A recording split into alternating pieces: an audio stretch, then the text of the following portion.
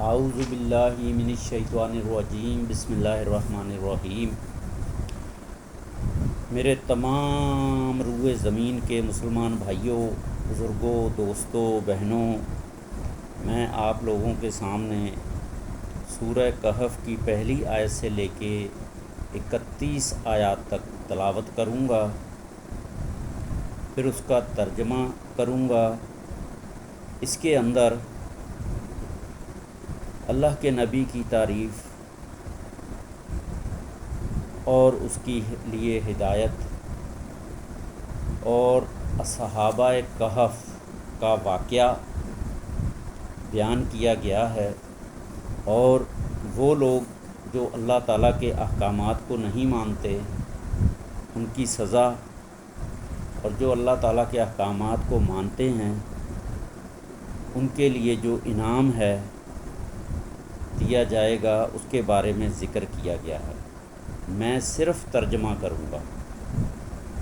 اگر کوئی بندہ اس کی ڈیٹیل سے تفسیر جاننا چاہتا ہے تو میرے بھائیوں، وہ تفسیر ابن کثیر نیٹ کے اندر بھی محفوظ ہے، ویسے دینی کتابوں میں بھی محفوظ ہے۔ تو میرے بھائیوں، اس کا تفصیلاً تشریح اور ترجمہ جس نے جاننا ہے وہ تفسیر ابن کثیر کو ضرور پڑھے اور سمجھے۔ اللہ تعالیٰ انشاءاللہ جو بھی سنے گا اس کو ہدایت بھی دیں گے اور اس کی آخرت بھی سنواریں گے، چاہے وہ مسلمان ہے، چاہے وہ انسان ہے، چاہے وہ جن ہے۔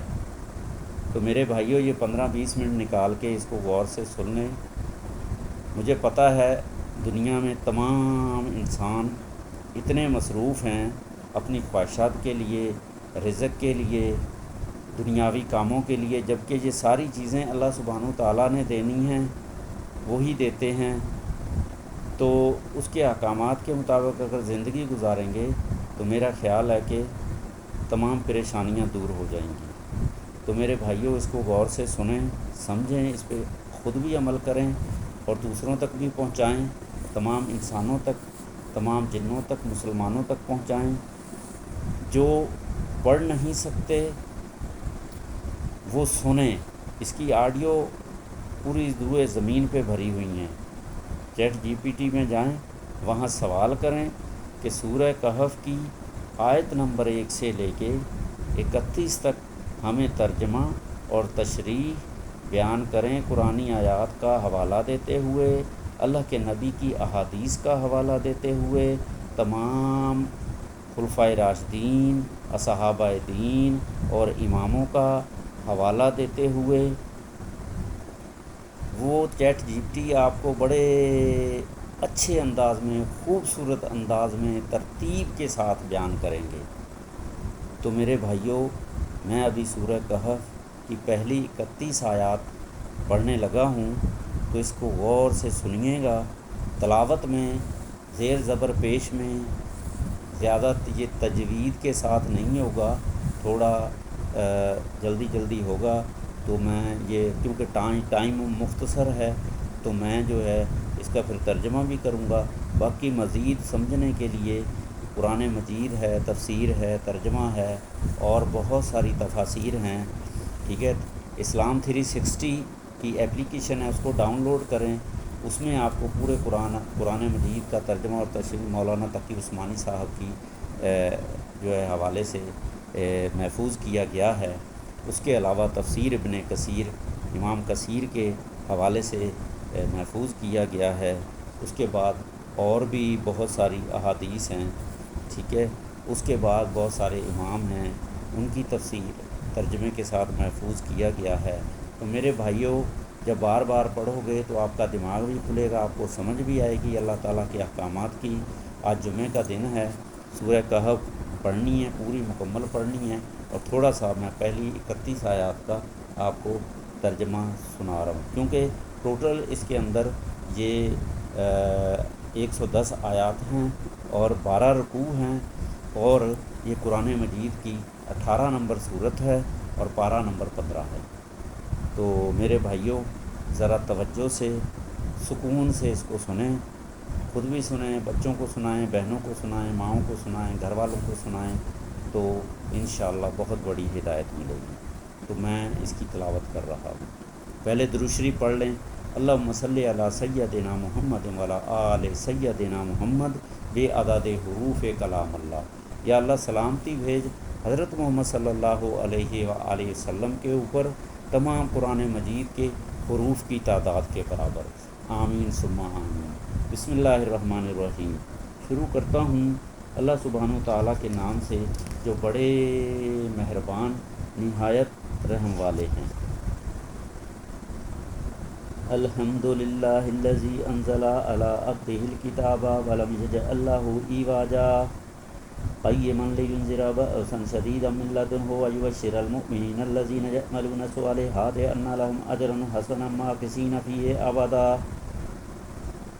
وینذر الذین قالوا اتخذ اللہ ولدا ما لهم به من علم ولا لآبائهم کبرت کلمات تخرج من افواہہم ان یقولون الا کذبا فلعلک باخع نفسک علی آثارہم ان لم یؤمنوا بہذا الحدیث اسفا۔ جو میرے لوگ عربی جاننے والے ہیں وہ تو اس کا ترجمہ ڈائریکٹ سمجھ لیں گے، لیکن پھر بھی قرآن کا ترجمہ اور عام بولنے میں بڑا فرق ہے، تو قرآن کو ضرور پڑھیں اور سمجھیں۔ اللہم صلی علی سیدنا محمد وعلی آل سیدنا محمد بعدد کل شیء فی الدنیا والآخرہ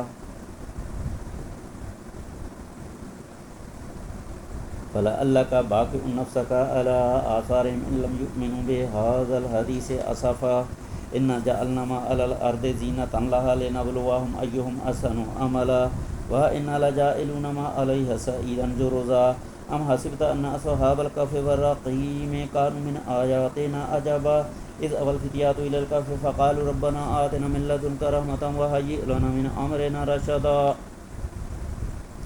فضربنا على آذانهم في الكهف سنين عددا ثم بعثناهم لنعلم أي الحزبين أحصى لما لبثوا أمدا نحن نقص عليك نبأهم بالحق إنهم فتية آمنوا بربهم وزدناهم هدى وربطنا على قلوبهم إذ قاموا فقالوا ربنا رب السماوات والأرض لن ندعو من دونه إلها لقد قلنا إذا شططا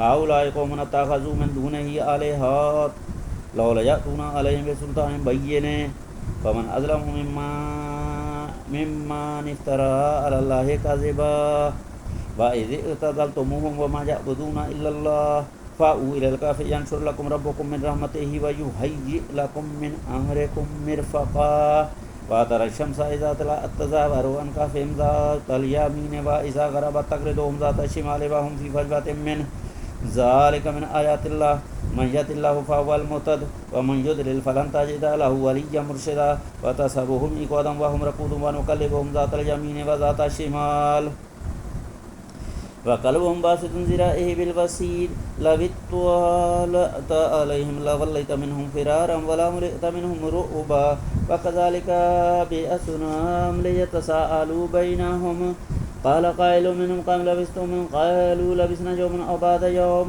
قالوا ربكم أعلم بما لبثتم فبعثوا أحدكم بورقكم هذه إلى المدينة فلينظر أيها أزكى طعاما فليأتكم برزق منه وليتلطف